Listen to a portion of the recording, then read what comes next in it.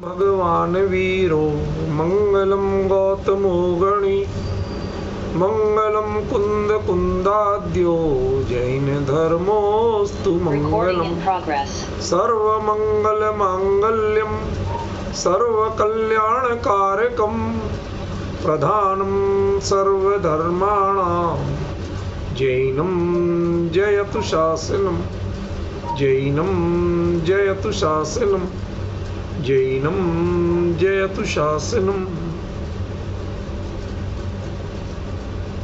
कल हमने अपनी प्रणति की समीक्षा करते हुए किन भावों का क्या मर्म है उनको समझने की चेष्टा की थी। आज का विषय उससे आगे का है, अतः स्वाभाविक रूप से और सूक्ष्म है। इसके विश्लेषण करने में कल का विषय जो नहीं सुन पाए उन्हें आज के विषय में थोड़ी तकलीफ आएगी, क्योंकि वो बड़ा तारतम्य में, उसको जानना बहुत जरूरी है, तब आज की लिंक प्रॉपर बनेगी। मैं कल का विषय कुछ भी नहीं ले सक रहा हूँ, क्योंकि फिर विषय से हम वापस वहीं लौट जाएंगे। हमें अपनी प्रणति को कैसे परखना चाहिए, आज का विषय रहेगा परिणति की परख। इसलिए बोल देता हूं ताकि आप लोगों को दुविधा ना हो। देवगुरु धर्म के पास जाने के बाद उनके बारे में जितनी हमारी प्रणतियों में भ्रांतियां थीं, उनके निवारण की चर्चा कल तक कर ली। अब वो निवारण हुआ या नहीं, ये कैसे जाने? भाई, हमने बीमारी के कारणों को जान लिया, लक्षणों को जान लिया। अब वो बीमारी कहीं हम में तो नहीं पल रही है, या अभी भी बची है या नहीं बची है, टेस्ट तो करना पड़ेगा ना। जैसे कोई बीमारी आ जाती है तो ठीक होने पर आप ठीक लगने लगे, अकेले इतने से तृप्त नहीं होते हैं, उसका कोई पैरामीटर होता है, उसका कोई लैब टेस्ट होता है। टेस्ट कराते हैं तब आप निश्चिंत होते हैं, हाँ भाई अब बीमारी नहीं है, अब नॉर्मल हो। तो परिणति के नॉर्मल होने की पहचान क्या, ख्याल में आया? उसकी परख आज हम चर्चा में लेंगे। पहली चीज, जब किसी भी बात का कोई भी उत्तर आता है या उत्तर अपेक्षित होता है, शब्द ध्यान से सुनना जरा। आप किसी तत्व प्रेमी को कोई बात कहें और कोई उत्तर आए तो अभी समझना अभी 50 है, और कोई उत्तर आपको देना पड़े या सुनना पड़े, पूछना पड़े, तो अभी समझना 50 है। उत्तर होता है पर उत्तर अपनों को देना नहीं पड़ता।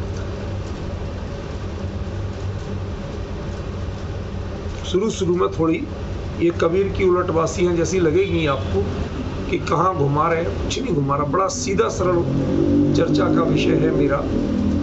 उत्तर होता है जब आप तटस्थ बन जाएं तो उत्तर होता है, पराये बन जाएं तो उत्तर होता है, लेकिन जब निजरूप हो जाए तो उत्तर नहीं। जैसे जिनवाणी ने आत्मस्वरूप का विवेचन किया, समय सारादि ग्रंथों में कुंद कुंद आदि आचार्यों ने निज ज्ञायक का विवेचन किया, उसमें सहजता लगे, मतलब हम कुछ नया नहीं कर रहे थे, हमारे अंतरधारा भी यही चल रही थी, अंतरंग प्रतीति भी ऐसी हो रही थी। अब कदाचित किसी ने टोक के पूछ लिया क्या है, कौन है, कहते कोई नहीं। देखो, इस परिणति को थोड़ा सा जो टोडरमल जी सामने सम्यक्त सम्यक मिथ्या दृष्टि की परिणति कही, उससे थोड़ा सा भिन्न करके बता रहा हूं। बहुत शांति से विचार करना, किसी का विरोध या समीक्षा नहीं कर रहा हूं, परिणामों की विशेषता बता रहा हूं। जब हम किसी नए विषय को सुने, उसमें विषय दिए देव गुरु धर्म जीवादि तत्व स्वपर अपने को हितकारी अहितकारी भाव इत्यादि के उपदेश से सावधान होकर ऐसा विचार किया कि अहो मुझे तो इन बातों की, ये जो अपूर्वता थी, इस अपूर्वता का नाम क्या था कि जब देशना मिली, देशना आपकी अंतर्धारा नहीं बनी थी। ख्याल में अंतर्धारा नहीं बनी थी, तो ये बिल्कुल यही भाव होंगे, ओह मुझे तो इन बातों की खबर नहीं। लेकिन जब वह देशना आपको सुनने की जरूरत ना पड़े, किसी को सुनाने की जरूरत ना पड़े, अंतर्धारा के रूप में सहज ही प्रवर्तमान हो, अपना ही घर लगे और आहट हो, और घर से किचन से आवाज आए कौन, तो क्या उत्तर देते हो? कोई नहीं। यदि उत्तर दे दो कि कौन है, तो कान खड़े हो जाएंगे कि कोई ना कोई गड़बड़ है। जब तक परपने की प्रतीति जीवित है, तब तक स्व का अध्याय नहीं हुआ। जब स्व अधि माने अंतर्गत भावना के रूप में अयन यानी गति करे, स्व का ही प्रवर्तन हो, पर की गुंजाइश ही नहीं। अगले ने पूछा कौन, वो पर के लिए पूछा था, स्व के लिए नहीं पूछा था, अपने के लिए नहीं पूछा था। जो निषेध किया वो पर का निषेध किया, अपना निषेध नहीं किया। अंतर ख्याल में पड़ रहा है। निषेध किया, पर निषेध आशंका का किया। जो तुम्हें पर संबंधी आशंका हो रही थी, उसका निषेध किया। सत्ता का निषेध नहीं किया, स्वयं का निषेध नहीं किया। क्यों? क्योंकि जो स्वर है, वो स्वर अपने आप में निषेधवाची होते हुए भी सत्ता का सूचक है। यदि कोई नहीं होता तो उत्तर कहां से आता? अमित जी भाई साहब, बड़ी सिंपल सीधी सी बात है ना। यदि कोई होता ही नहीं तो उत्तर कहां से आता? ये उत्तर आ रहा है, इसका मतलब है। तो फिर कोई नहीं है, उत्तर क्यों आया? फिर आप झूठ क्यों बोले? कहते निज रूप बन के देखो, इससे बड़ा सत्य कोई नहीं लगेगा। निजता स्थापित करके देखो, इससे बड़ा सत्य कोई नहीं लगेगा। कोई कहे तो कि कोई नहीं, सारे मन की धुंध छट जाती है, एकदम निश्चिंता आ जाती है। पहचानने की जरूरत नहीं, मुड़ के देखने की जरूरत नहीं। ये स्वर मिलते ही, ये उत्तर मिलते ही, उत्तर में निषेध है, प्रतीति में, समझ में, विवेक में विधि है। विधि माने सत्ता की स्वीकृति, स्वर में निषेध है। आप किसी भी बात, वेदों से लेकर, वेदांत से लेकर और जिन मत में जब आप अध्यात्म के क्षेत्र में बढ़ते हैं, जितने विकल्प जाल करेंगे, हर एक का उत्तर क्या आता है? नेति। शंकराचार्य लिखते हैं अपने सांकर भाष्य में, ब्रह्म सूत्र के, वो लिखते हैं नेति नेति जाहि वेद बखानत। जितने विकल्प करोगे वो नहीं है। क्या हमने तो विकल्प कहीं किए ही नहीं थे? मैंने तो सिर्फ इतना पूछा था कौन। कहते कौन में अनंत विकल्प बाकी थे, और कोई नहीं ये कह के मैंने अनंत विकल्पों का निवारण कर दिया।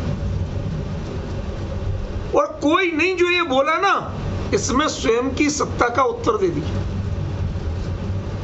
आशंका करने लायक कोई नहीं, चिंता करने लायक कोई नहीं, विकल्प करने लायक कोई नहीं। कितना अद्भुत रूप है। चूंकि अभी विकल्प जाल है, लेकिन विकल्प जाल अपनी स्वीकृति स्वयं नहीं करता, वह स्वयं का विकल्प जाल विकल्प का निषेध करता हुआ प्रवृत्त है। व्यक्तिगत सत्ता है वो, लेकिन व्यक्तिगत सत्ता होते हुए भी उस ऐसी सत्ता है जिसका विकल्प करने की जरूरत है। कभी ऐसा सोचा कि विकल्प अपना ही निषेध कर रहा हो?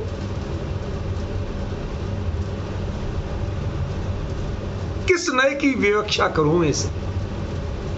दरअसल जब हम नए की विवक्षा में इन बातों को ले जाते हैं तो वहां नाम आ जाते हैं, निजता छूट जाती है। शब्द पे ध्यान देना, क्या कह रहा हूं। नाम आ जाते, ज्यों ही नाम आए वहीं निजता छूटी।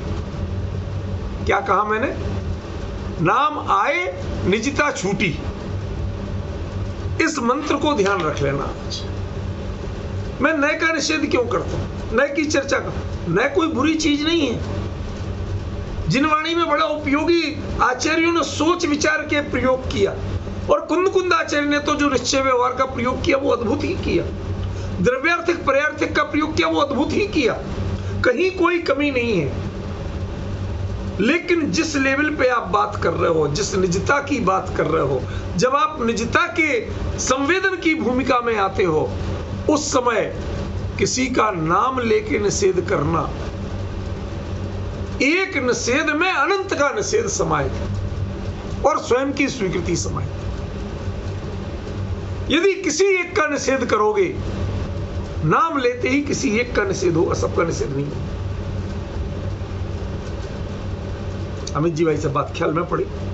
जब आप नाम लेके करेंगे, पर्याय निरपेक्ष, उत्पाद व्यय निरपेक्ष, जब ये किसी का नाम गुण भेद निरपेक्ष, प्रदेश भेद निरपेक्ष, भेद कल्पना निरपेक्ष, जितने नाम लेंगे उसके साथ अनंत की संभावनाएं जीवित हो जाती। निजता अनंत विकल्प स्वीकार नहीं करती। कभी घर आके पूछना, बूझो कौन, थोड़ी आवाज बदल के वो कहे कि फला, कहते नहीं, फला नहीं। 4-6 को मना करोगे, बेलन बम उड़ता हुआ आएगा। हैरान क्यों कर रहे हो? सीधे बताओ कौन, कि कोई नहीं। कि हाँ, अब सही है। जब तक नाम आ रहा था तब तक शंकाएं खड़ी हो रही थी, तब तक विकल्प खड़ा हो रहा था। एक उत्तर जो समस्त उत्तरों के, समस्त जिज्ञासाओं को शांत करता हुआ प्रवर्तित होता है, कोई नहीं। प्रभु की ओर देखा, अपने अंतर में झांका, उस चिंतन की धारा में कोई अंतर ही नहीं था।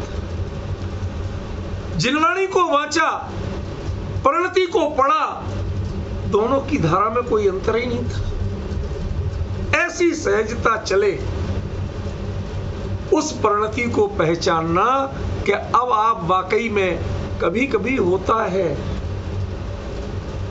भाई साहब, दर्शन मोह और चारित्र मोह दोनों की प्रकृतियों की ऐसी विचित्रताएं हैं कि कभी कभी आप चाहते तो हैं, लेकिन वक्त लगता है। इस विवक्षा को बहुत सावधानी से सुनना, ये आसानी से लिखी नहीं मिलेगी जो मैं आज कर रहा हूं। वक्त लगता है। क्या भरत के ही पुरुषार्थ में पुरुषार्थ था? आदिनाथ के पुरुषार्थ में पुरुषार्थ नहीं था? जो 1000 साल और एक अंतर्मूर्त,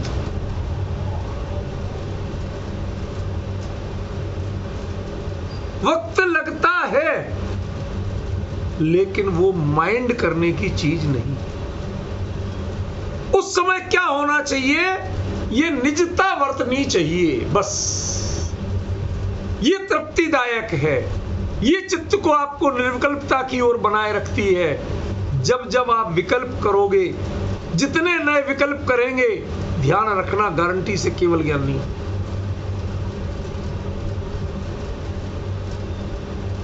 लोकालोक का जितना विकल्प करोगे, लोकालोक का ज्ञान नहीं होता।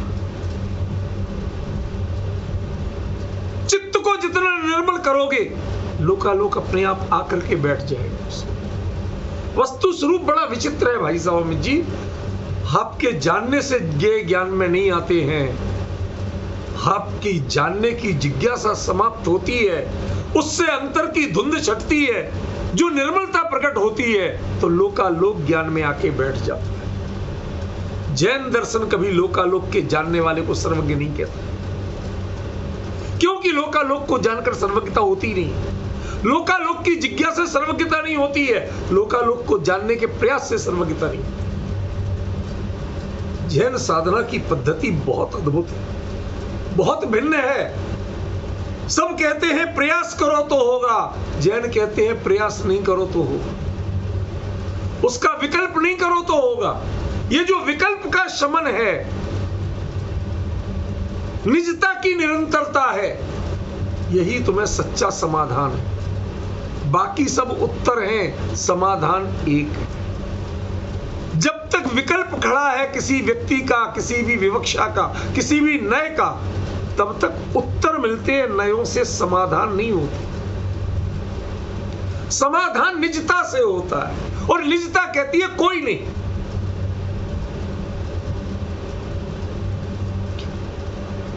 कभी ऐसा होता है अमित जी भाई साहब कि एक चीज रखी थी, गुलदान रखा था, टूटा मिला, आके पूछा ये किसने तोड़ा? मैं कह दूं भाई साहब थोड़ा गलती से हाथ लग, कोई नहीं भाई साहब, कोई नहीं। ये जो कोई नहीं है, ये कोई नहीं का मतलब क्या है? अब वो मेरे प्रश्न की सत्ता समाप्त हो गई, वो जिज्ञासा की सत्ता समाप्त हो गई। वो टूटा तो टूटा, आपके व्यक्तित्व के आगे वो कुछ नहीं था, उसका विकल्प करना ये मेरा अपराध। क्या अद्भुत रूप है, ये निजता का क्या अद्भुत रूप है, ये तन्मयता का क्या अद्भुत रूप है। अभी स्वरूप में लीनता नहीं हुई, मैंने इसलिए निजता शब्द प्रयोग कर रहा हूं, लीनता शब्द प्रयोग। लेकिन निजता स्थापित करके तो देखो, जितनी बार प्रभु को देखोगे, अंतर में झांकोगे तो मुद्रा वही मिलेगी, उसमें कहीं पलक में टिमकार नहीं मिलेगी, उसमें कहीं उंगली में चंचलपना नहीं दिखेगा, उसमें कहीं होठों में स्पंदन नहीं दिखेगा।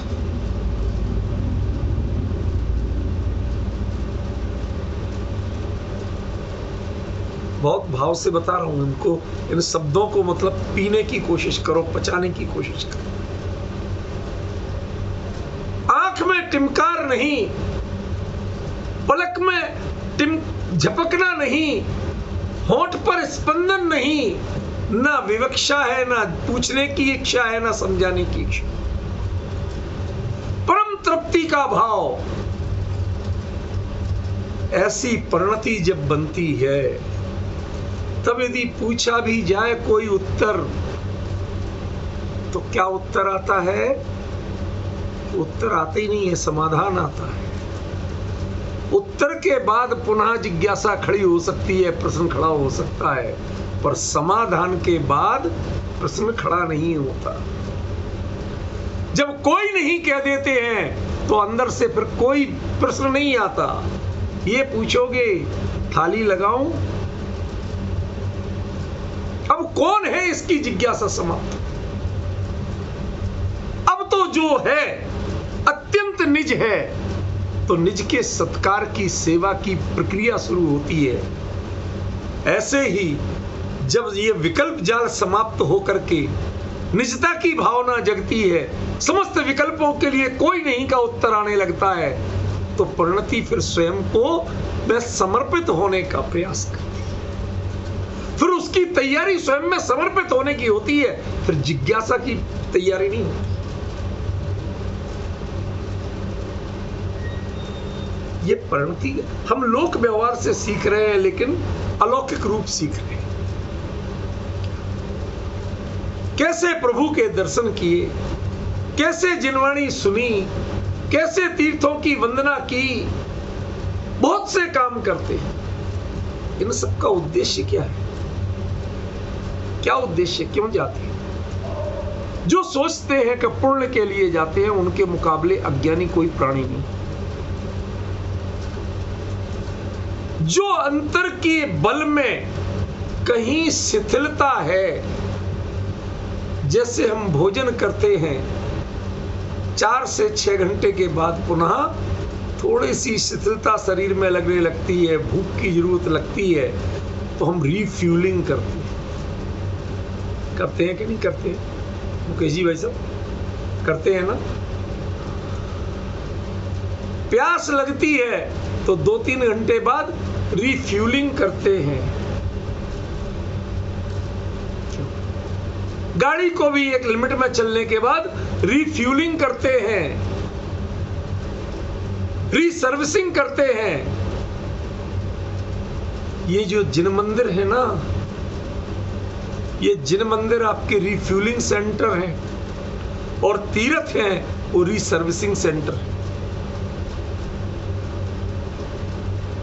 भगवान की ओर देखते हैं अपने स्वरूप का, वो भान नजर आता है कि तुम हमें देख क्यों रहे हो? मैंने तो आज तक किसी को नहीं देखा। शब्द सुनिए जरा, क्या कह रहे भगवान? तुम मुझे देख क्यों रहे हो? तुम रोज आते हो, मैंने आज तक तुम्हें नहीं देखा। तुमने मेरे से सीखा क्या? आते क्यों? बंद करो ये देखना, वहां देखो जहां मैं देख रहा हूं।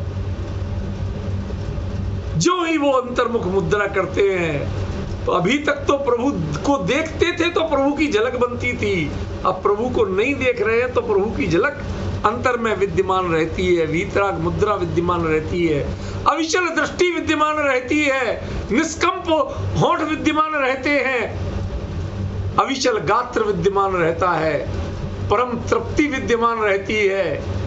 इसको देख देख करके जितनी कमी अपने व्यक्तित्व में थी उसको संवारा जाता है। इस प्रक्रिया का नाम है रिफ्यूलिंग करना। किसका भोजन कितनी देर चलता है, ये भी एक परिणामों की जाति पर निर्भर है। शरीर सबका एक होता है। आज बातें बहुत गंभीर और बहुत प्रतीकात्मक रहेंगी, ज्यादा विश्लेषण नहीं करूंगा। विश्लेषण आपको खुद करना है। सचिन समझ रहे हो क्या कह रहा हूं?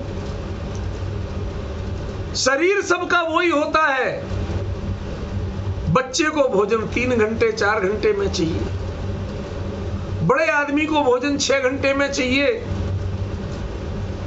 बुजुर्ग हो जाए तो दूसरे रोज ही लेते हैं।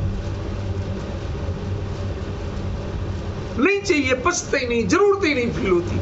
शरीर की गति कितनी है, गतिविधि कितनी है, बहुत सीमित होती है।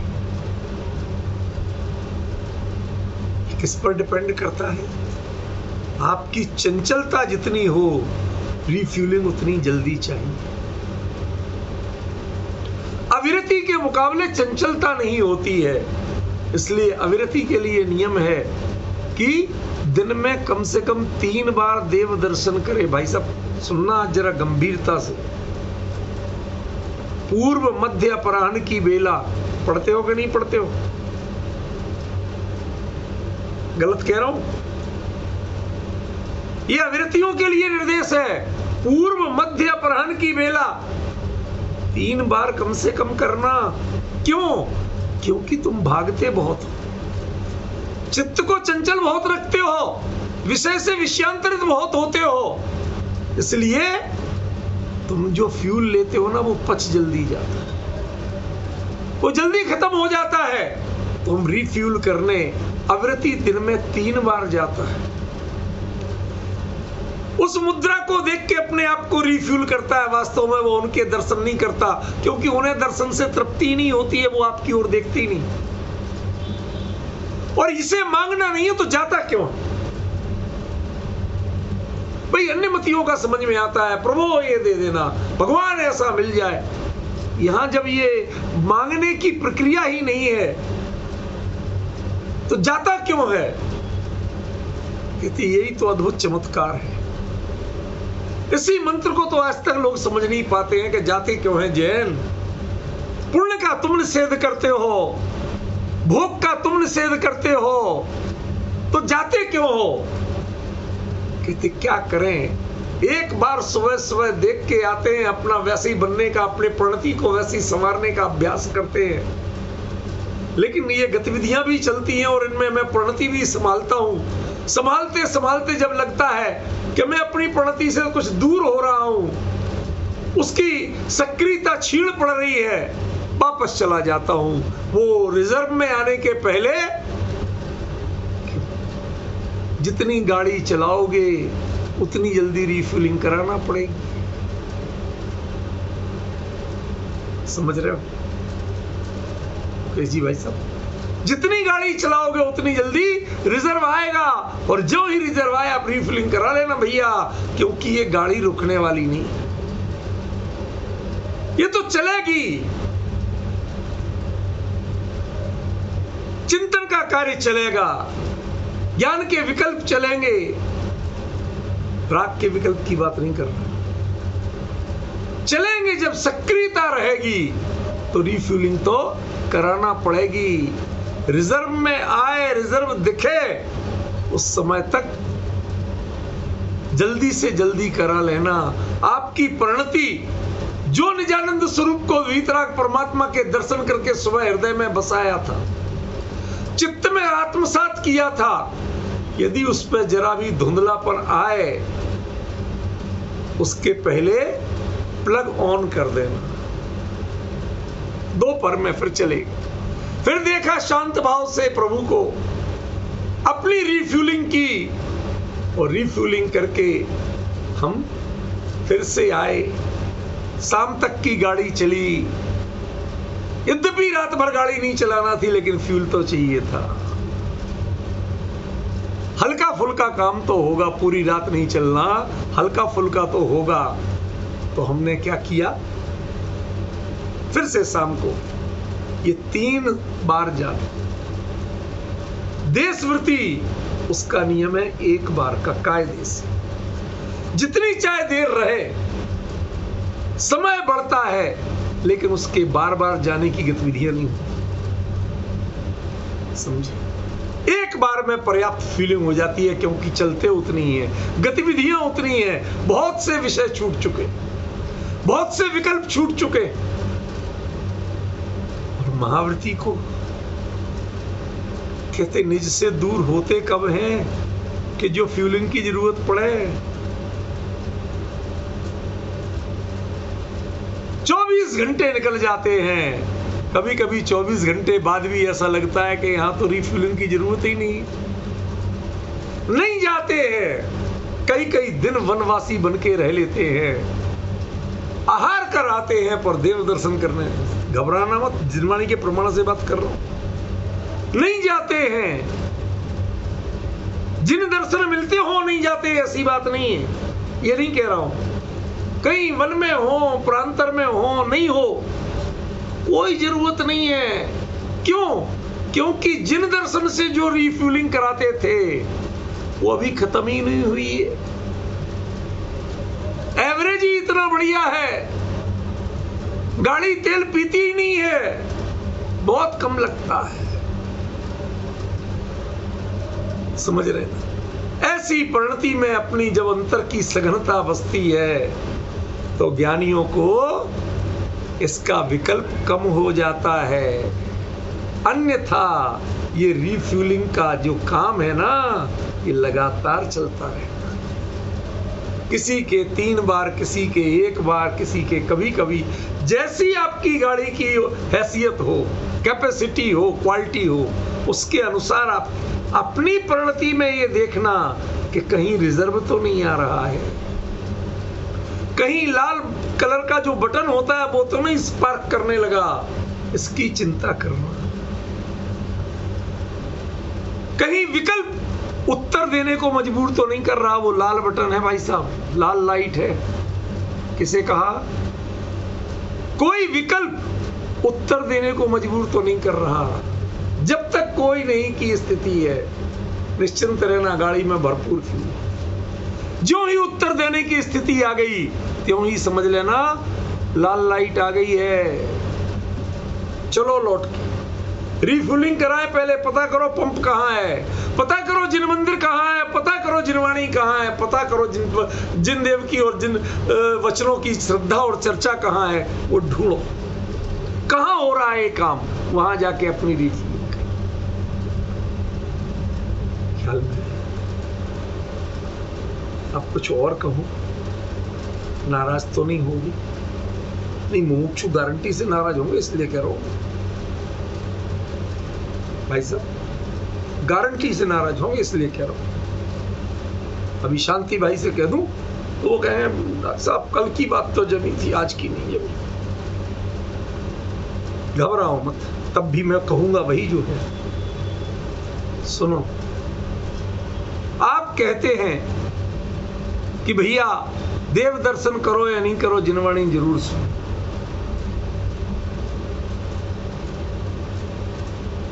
इसमें कहने और सुनने दोनों की गुंजाइश होती है। इसकी प्रक्रिया वाचना, प्रच्छना, अनुप्रेक्षा, आमना, धर्मोक्त, इन सब के बिना पूरी नहीं होती। लेकिन जिन मंदिर में जाते हैं, हाथ जोड़ के टकटकी बांध के देखते हैं, पात्र जीव को एक शब्द बोले बिना पूरी दिव्य ध्वनि आत्मसात हो जाती है, सब कुछ समझ में आ जाता है। इसलिए ध्यान रखना, आचार्यों ने जो विधि बनाई है उसमें 3 बार स्वाध्याय की अनिवार्यता नहीं की है, लेकिन 3 बार देव दर्शन की अनिवार्यता की है। दिस इज सिंबॉलिक थिंग, ये प्रतीकात्मक है कि जिसमें विकल्प की जरूरत ना पड़े, वचन की जरूरत ना पड़े, सुनने और सुनाने की जरूरत ना पड़े, उपयोग सामने वाले को देखे और उतने में अंतर आप अपने आप को पूरा सुधार ले। वो प्रभु दर्पण है, दर्पण।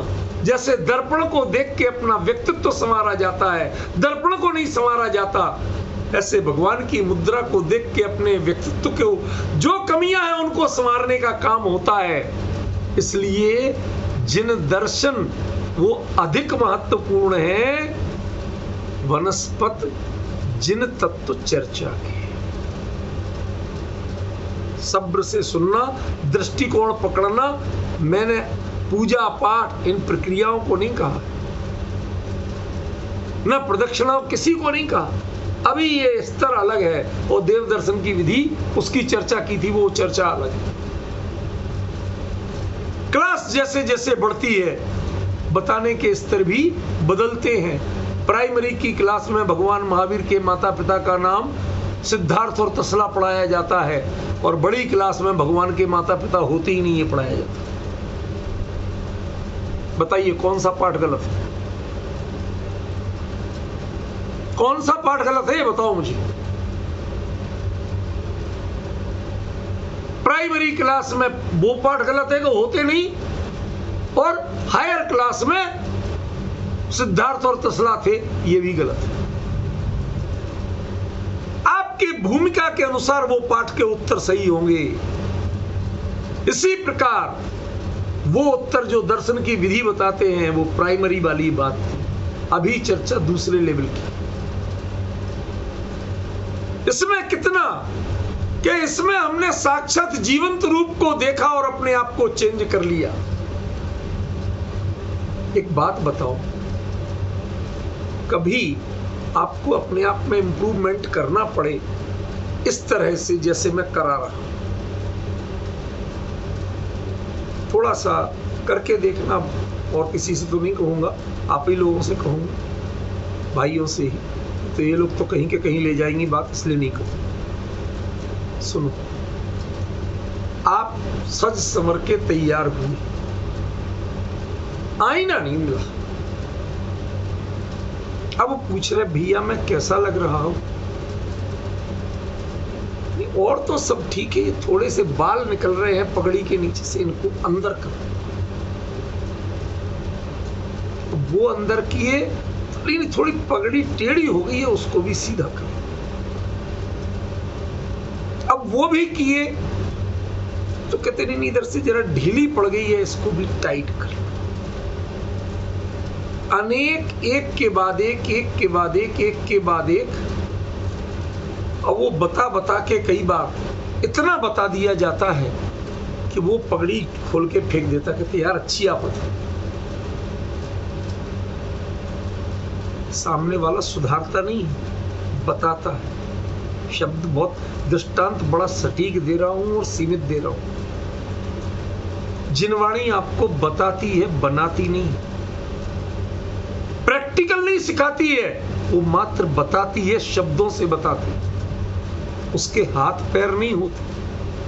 लेकिन जिनेंद्र भगवान दर्पण है, उसमें देख के आप अपने आप को स्वयं संवारते हैं, न पूछते हैं न उन्हें बताना पड़ता। इसलिए भाई साहब कहा, जिन शासन में विधान किया कि 3 बार देव दर्शन करना, 3 बार जिनवाणी सुनना का नहीं। जिनवाणी के तो एक स्वाध्याय है, वो स्वाध्याय की चर्चा अलग से करूंगा, उसका निषेध नहीं है, वो तो एक अंतरधारा है। लेकिन जो रिफ्यूलिंग वाली बात है मेनली, वो कहां से है?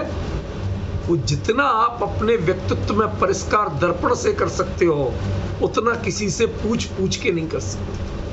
कहां कमी है? जितने चाहे उत्तर आए, माफ करना, यदि वो ठीक नहीं करेगा तो आप अपने आप ठीक नहीं कर सकते। कहा जाए जरा सा काजल फैल गया, मैं सोच समझ के बोल रहा हूं भाई साहब, व्यर्थ के दृष्टांत मत समझना। इसे जरा सा काजल फैला है, इसे ठीक कर लो, क्योंकि मेरे पास तो हाथ है नहीं, जिनवाणी तो हाथ लगाती नहीं ना, सिर्फ उत्तर देती है। आंख है, देख के बता रही, थोड़ा सा काजल फैला है, ठीक कर लो। लेकिन हमें दिख नहीं रहा। दाहिनी आंख के इस कोने पे जरा सा फैला है। अब वो कोने तो 2 होते हैं, इधर भी होता है, इधर भी होता है। टच करने में और फैल गया। अरे तुमने क्या किया, ये और फैला लिया। अब डिफरेंस समझ रहे? जिनवाणी ने आपको संकेत किया, नए विवक्षा से समझाया, थोड़ा इधर को देखो, लेकिन नए विवक्षा आपको चित्त को तृप्ति करने की जगह उस विकल्प जाल को कई बार लंबा देती है, वो थोड़ा सा और फैल जाता है। कहते हैं भैया ये तुमने क्या किया, ये तो और फैल गया। अब आप ही ने तो बताया था इस कोने से पकड़ो। कहते भैया सामने वाले के कोने और आपके कोने में बहुत अंतर होता है। सामने वाला अपनी दाहिनी बताए तो आपकी बाईं होती नहीं, ऐसा। मुकेश जी इधर देखना जरा, ये इस साइड आपकी कौन सी आंख है? इधर देखो सामने, इस साइड कौन सी आंख है? दाहिनी के बाईं? जहां मैं हाथ कर रहा हूं, ये आमने सामने जब आप होंगे, आदंस गदा ये छाया, आचार्य कुंद का, जैसे दर्पण में गई हुई छाया, बामादो दामदो होदी, बाईं से दाईं ओर हो जाती है, आपका ही चेहरा, समझ गए? लेकिन वो आप बायां और दाएं का विकल्प नहीं करते। मुद्दा समझिए, बहुत सूक्ष्म चर्चा है। आप जब दर्पण में देखते हो दाएं बाएं का विकल्प नहीं करते, लेकिन जब किसी से पूछते हैं तो दाएं बाएं की दुविधा हो जाती है। न से उत्तर मिलने पर दाएं बाएं की दुविधा हो जाती है, लेकिन जब व्यक्तित्व को स्वयं निहारते हैं तो उसमें दाएं बाएं की दुविधा नहीं होती है। दर्पण में आपकी छाया रिवर्स इमेज आती तो है, लेकिन उस रिवर्स इमेज में आपको कभी दुविधा नहीं होती। क्यों? क्योंकि वो आपको दुविधा में डालती ही नहीं है, वो बायां दायां बोलती ही नहीं है, वो तो मात्र दिखाती है। जहां दिखता है वहां ठीक कर लो, बाएं और दाएं को ठीक करने को नहीं कहती। जबकि नए विकल्प जितने हैं वो बाएं और दाएं से बोलते हैं। कभी वो पर्याय से बोलते हैं, कभी गुण भेद से बोलते हैं, कभी प्रदेश भेद से बोलते हैं, वो किसी ना किसी दिशा से बोलते हैं। और जो दर्पण में देखते हो आप, उसमें कोई दिशा नहीं होती है, जहां दिखता है वहां ठीक किया।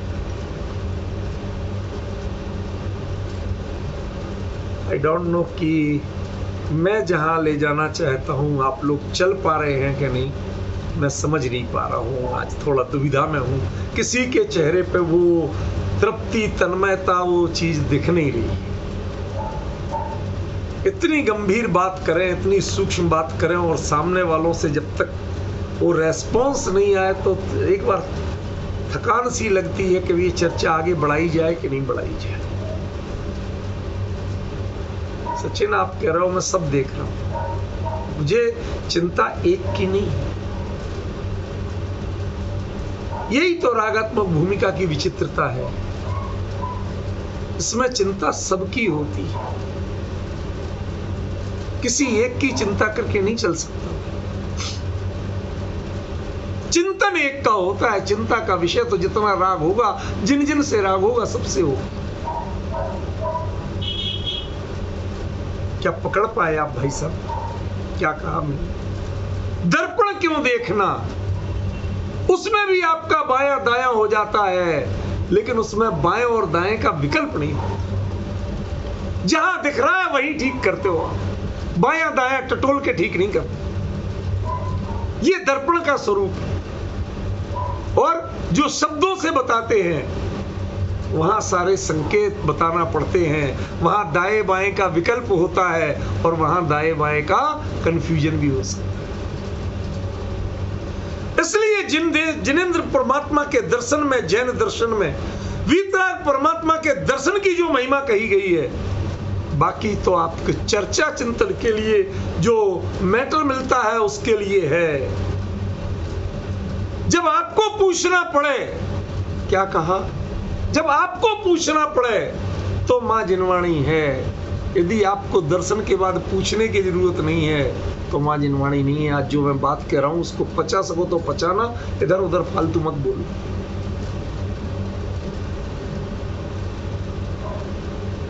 कितने उत्तर लोगे आप? कितने उत्तर लोगे ये तो बताओ मुझे। आज चर्चा जिस स्तर पे हो रही है उसको उसी स्तर से समझना। अन्य कहीं घटाओगे तो घटेगी नहीं। समझ रहे?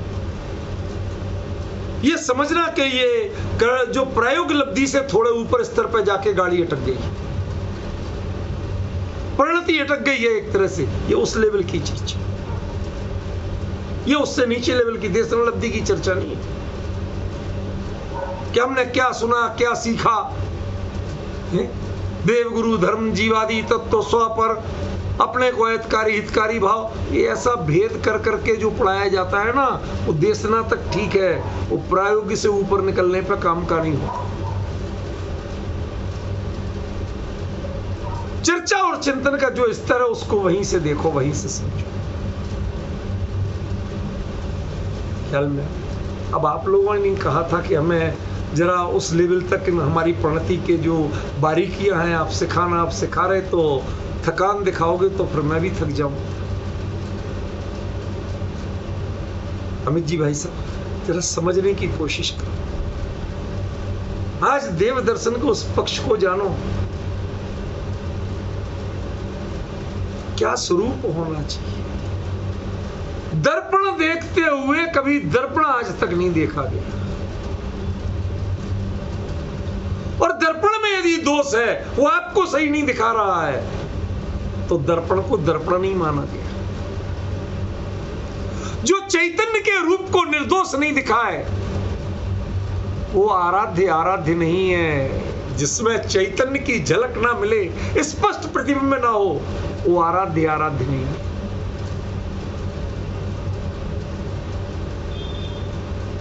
जिसमें चेतना को दास और दीन दिखाया जाए, वो आराध्य आराध्य नहीं हो सकता।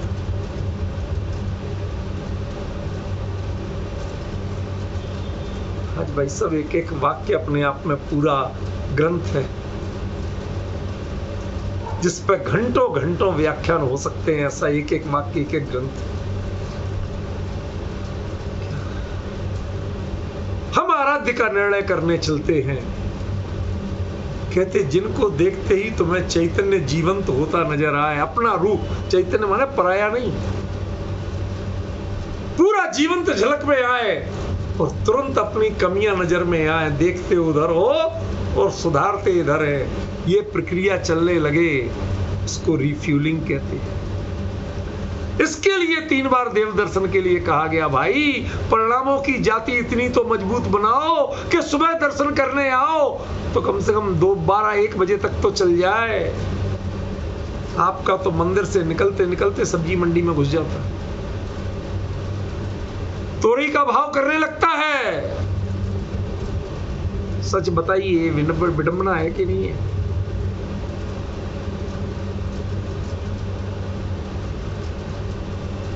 वो चीज उतनी समय तक अंतरधारा में विद्यमान रहना चाहिए। बाहर की क्रिया बाहर में चले और अंतरधारा टूट ना पाए।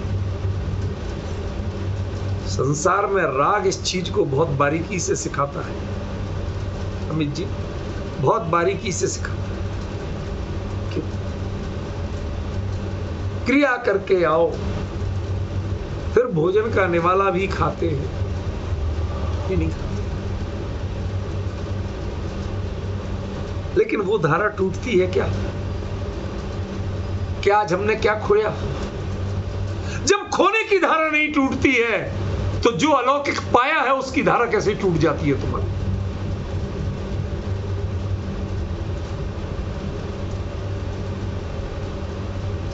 लोग कहते हैं कम से कम 3 दिन 13 दिन कुछ तो याद रखो। यहां तो आचार्य का सूतक पातक काल बहुत थोड़ा है, कम से कम 3 घंटे तो याद रखो, उसके बाद जाओ वापस रिफ्यूल करा के।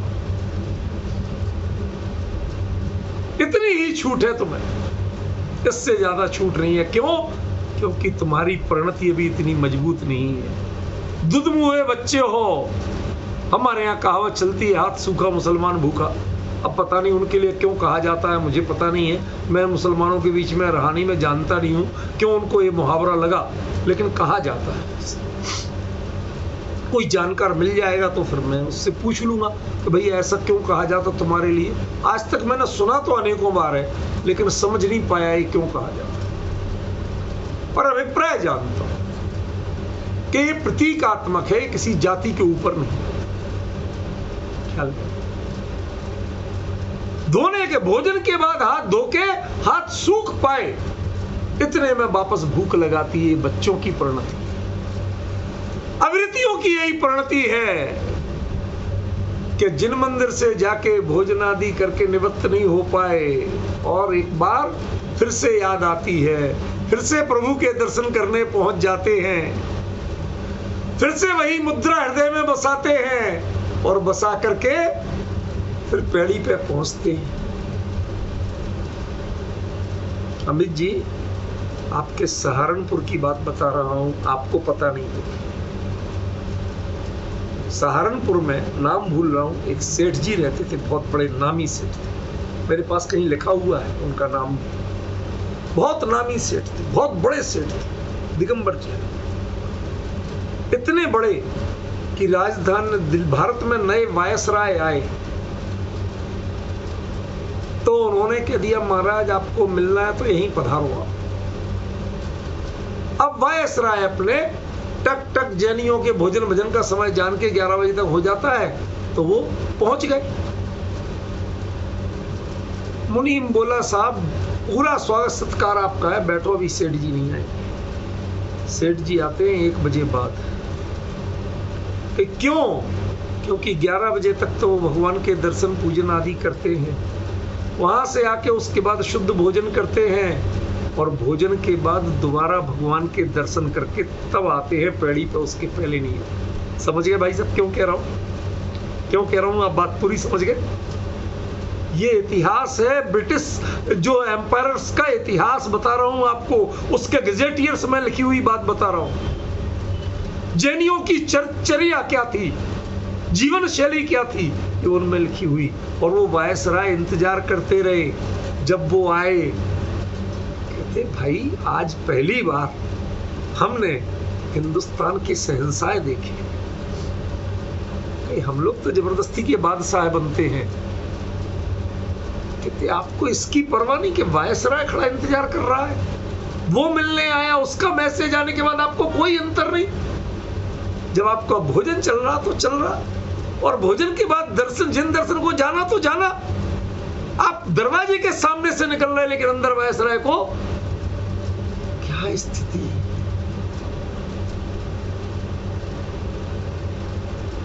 वो पढ़ के मुझे सहारनपुर के जैनियों की इतनी महिमा आई, इतनी महिमा आई, लेकिन अरे ब्रिटिश एम्परर को झुका दिया जिन्होंने, और जिन दर्शन के आगे नतमस्तक कर दिया, पर जिन धर्म का माथा नहीं झुकने दिया।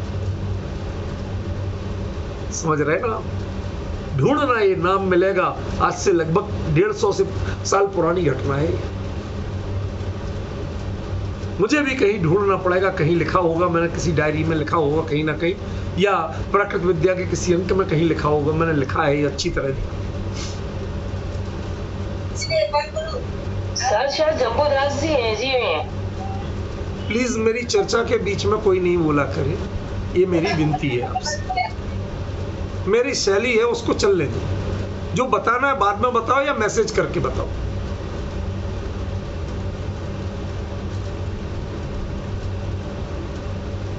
बात समझे कि नहीं समझे? ये जो अपने मूल विषय था, मूल विषय में नाम प्रधान नहीं था। मूल विषय हमारा जो था कि वो दोपहर को भोजन के बाद भी जिन दर्शन को जाते थे, ये प्रधान था। मुझे ये बताना था, और उसके लिए वो वायसराय की भी परवाह नहीं करते थे, ये बताना था। समझ में आया? ये डिफरेंस सीखना पड़ेगा। सुबह शाम का तो कई लोग हम जानते हैं, लेकिन ये बहुत कम लोग जानते हैं कि दोपहर के भी ये जो परिणामों की रिफ्यूलिंग की शैली है जैन दर्शन की, जहां जाकर के समय कम, दर्पण देखा, ठीक ठाक तो चले आए। कितना समय लगाना दर्पण के सामने? इतराने के लिए दर्पण नहीं देखना है। क्षमा करें मंगलेश बहन, मैंने टोक इसलिए दिया कि मेरी धारा ना टूट जाए, समझे? एक दिन अपनी बड़ी बहन को भी टोक दिया था मैंने, क्योंकि धारा के लिए कहता हूं। मैं पूछने की मेरी शैली है, वास्तव में उत्तर नहीं। उत्तर देना भी है तो मैसेज करके दो, तो सामने स्क्रीन पे मुझे सब दिखता है। डिफरेंस समझे? क्या क्या विधि है, क्या प्रक्रिया है, कितनी देर लगाना, कितनी देर दर्शन करना। दर्पण के सामने एक आत्म परिष्कार के लिए खड़ा हुआ जाता है और एक इतराने के लिए खड़ा हुआ है।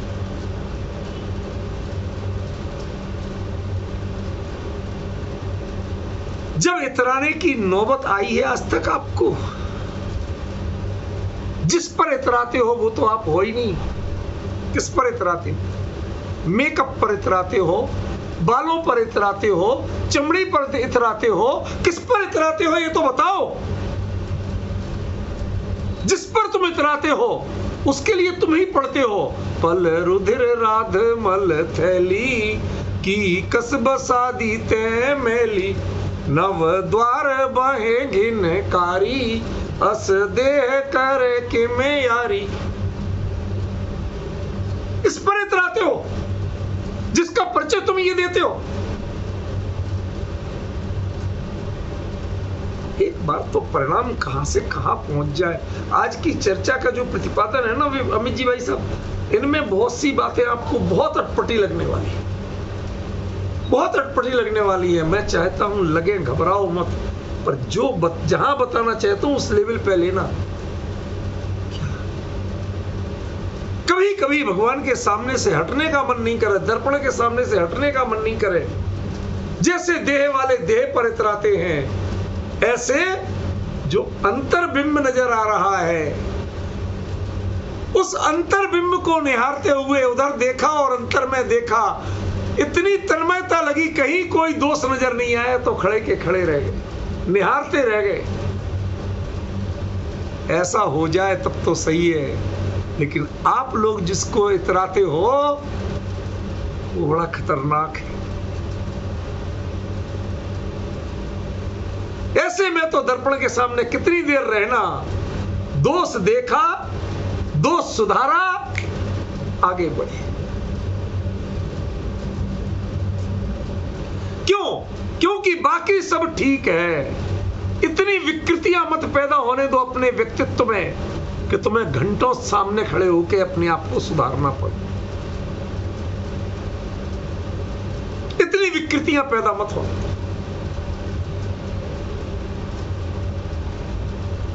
आज की चर्चा का लेवल आपके जो परिभाषाएं हैं उन पर घटित करोगे तो बहुत सी बातें उल्टी सीधी लगेंगी कि भगवान के सामने भी 1 मिनट खड़े होने को कह रहे हैं। हाँ, कह रहा हूं, पर किसको? कि जिसने दर्पण को देखा और कोई ऐसी खास बात नजर ही नहीं आई कि जो कमी है, मामूली सी थी, इतना पहुंचा और चल दिए। समझ में आया? इतने योग्य तो बनो पहले। यहां तो स्वरूप इतना विकृत है, होली के होरियारे की तरह आ रहे हो, रगड़ रगड़ के धोबी के यहां धो मुंह। हमारे यहां कहते हैं जरा धोबी के डाल के आओ या मुंह, शकल तो पहचान में आए कि कौन हो। ऐसी विकल्प जाल इस राग द्वेष मोह के इतने रंग लगे हुए हैं कि शकल पहचान में नहीं आती है। यहां दर्पण क्या करेगा? आप तो दर्पण देखने लायक नहीं हो।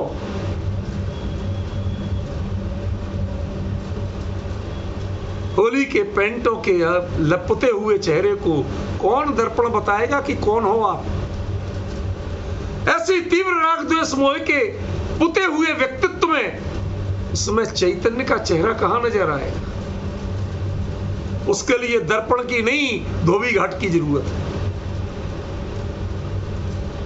समझ में? वहां धोके आओ, जब नजर आने लगे तब मिलाना।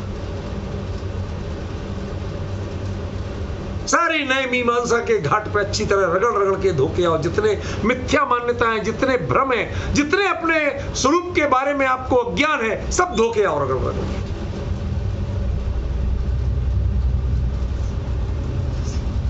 उसके बाद जब दर्पण के सामने आओगे तो इतना देखना कि कितना सुधारना और कितना सुधरा हुआ है। बस जब मोर देन 90% सुधरा हुआ होता है तब दर्पण काम का होता है। इससे ज्यादा बिगड़ा हुआ होता है तो ब्यूटी पार्लर काम का होता है, फिर दर्पण काम का नहीं होता। धोबी घाट कहता हूं मैं उसे। समझ गया? ठोक पीट के धो पहुंच के कुछ का कुछ बनाते हैं। ये विचित्रता है, ये विडंबना है। इसका अंतर पहचान। यदि जिन दर्शन आपको ऐसी रिफ्यूलिंग कराने लगे, ऐसी परिणति को अपग्रेड करने लगे, जिन दर्शन जब आदर्श बन जाएं, आदर्श किसको कहते हैं? Do you know Amit ji? What is the real means of आदर्श? आदर्श मीन्स मिरर, दर्पण। असमन्ता दर्शयति। वीतराग मुद्रा आपके व्यक्तित्व को, आपके चैतन्य को, आपके ज्ञायक को असमन्ता पूरी तरह से दिखाती है। कोई कोना बाकी नहीं छूटता। क्या आपने जिन दर्शन किए? क्या करना सीखे? कमी आपकी है, दोष दूसरों पे देते। ये होरियारे बनके दर्पण देखने मत जाओ। इतनी तीव्र कसायों में रंगे पुते जिन मंदिर मत जाओ, कोई फायदा नहीं है। आपको कुछ नजर नहीं आएगा। फिर तो वहां भी जाके यही कहोगे, बुरा ना मानो होली है। भगवान प्रभु अपनो विरद निहारो, मेरे अवगुण न चितारो। होरियारे है ना, होरियारे हैं, बुरा ना मानो होली है। मेरे अवगुण न चितारो, अपनो विरद निहारो। तुम कृपा कर दो। वहां से भी मांग के आ गए, वहां से भी भीख मांग के आ गए और कुछ नहीं किया। बताइए, आपकी अधिकांश पूजनों पुरानी और भक्तियों में ऐसी स्वर नहीं है क्या? ये सब होरियारों के स्वर हैं। होरियारे समझते हो शांति भाई? शांति भाई, होरियारे समझते हो? ये होली खेल खेल के जो रंगे पुते जाते हैं ना, जिनकी माँ भी अपने बच्चे को नहीं पहचान पाए, सगी माँ, जन्म देने वाली माँ, वो नहीं पहचान पाए, उसको कहते हैं होरियारा। ऐसे जिनका व्यक्तित्व कसाई रंजित चेता तत्वम ने अवगाहते। कौन कह रहा है पता है आपको? आचार्य अकलंक देव। स्वरूप संबोधन पंचमी शती में कसाई रंजित चेता तत्व ने अवगाह। वो कैसे अवगाहन होता है? समय हो गया, अब मैं विलंब नहीं करूंगा वरना उसकी प्रोसेस में अंतर आ जाता है। बाकी चर्चा कल करूंगा, इसी जगह से आगे करूंगा।